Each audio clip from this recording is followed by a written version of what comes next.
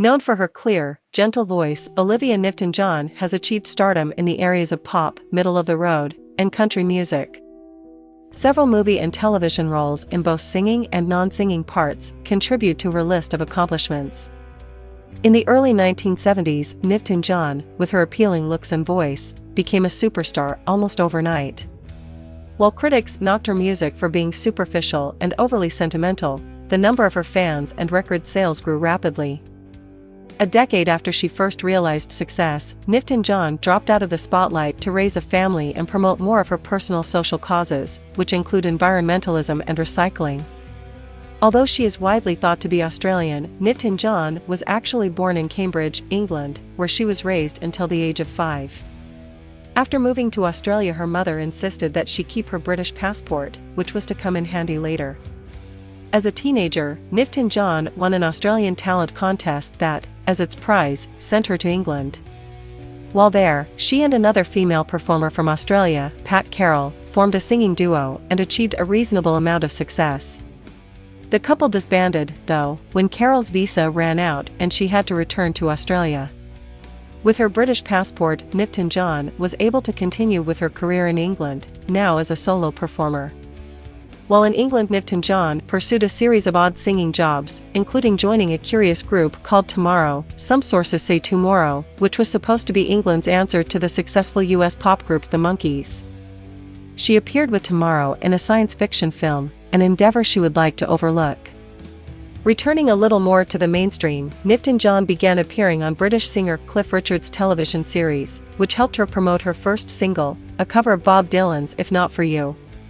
A few more singles brought her acclaim in Great Britain, but it was not until the 1973 release of Let Me Be There that Newton-John became popular in the United States. The title single for Let Me Be There went on to win the singer a Grammy Award for Best Country Female Performance.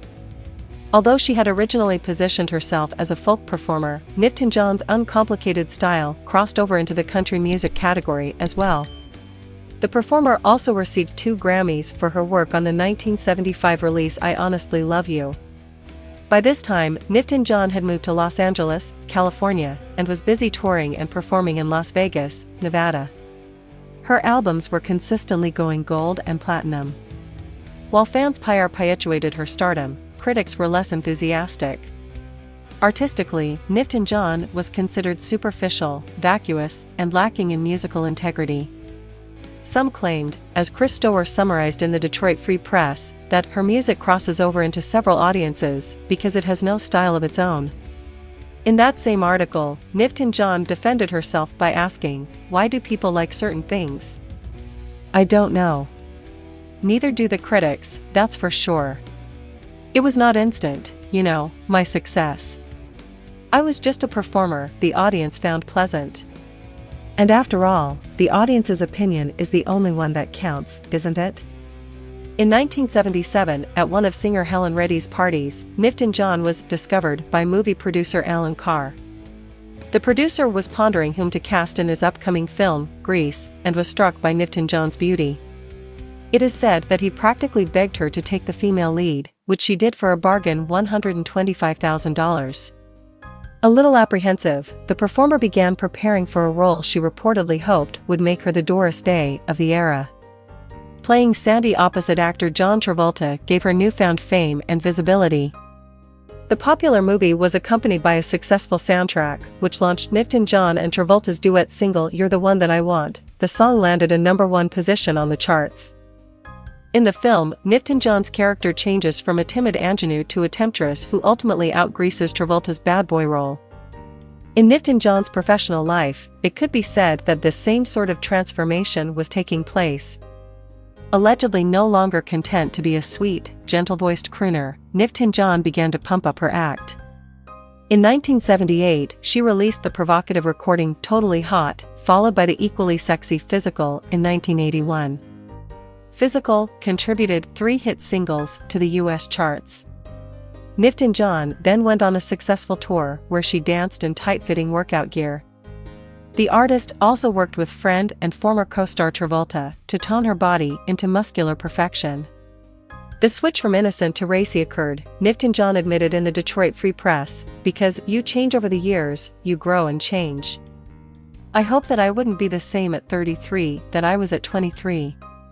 I didn't go out and take lessons in being something else, I've just grown.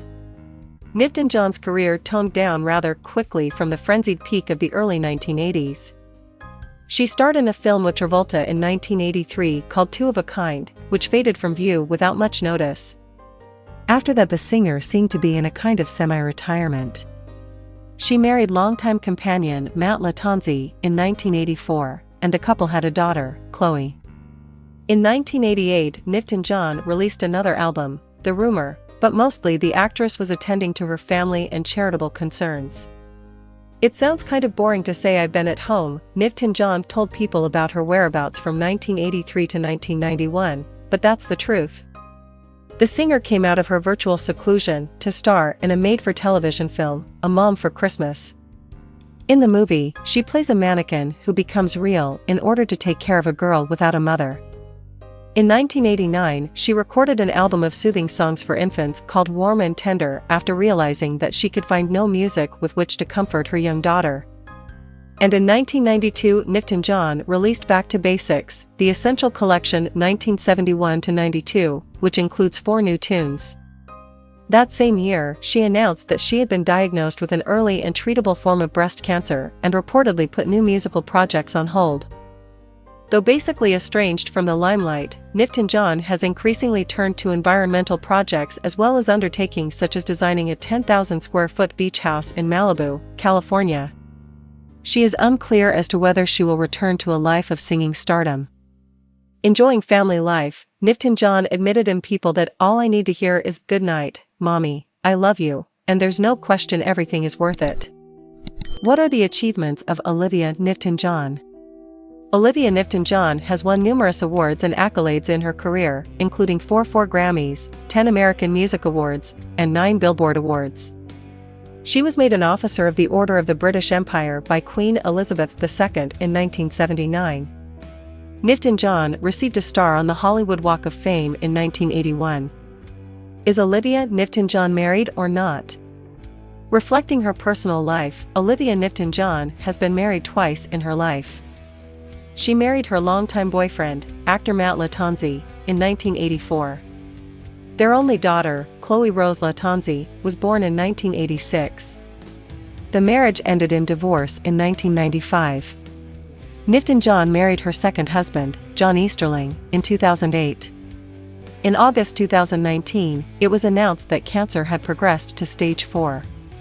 At that time, Nifton-John revealed that she was selling, among other possessions, her iconic leather jacket and pants from Greece, with portions of the proceeds being donated to cancer research facilities in Australia.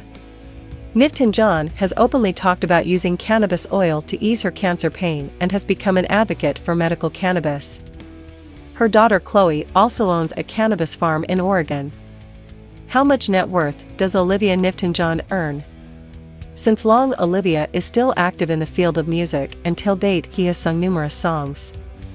From his singing career, Olivia earns a decent amount of money. He further adds money from his music career. As per online sites, his estimated net worth said to be $40 million at present, while his salary is yet to be disclosed. How tall is Olivia Nifton-John? Observing her body physics, Olivia stands a height of 5 feet 6 inches tall and weighs around 60 kg. She has a pair of light blue eyes and blonde hair color. Her body measures 34-23-34 inches.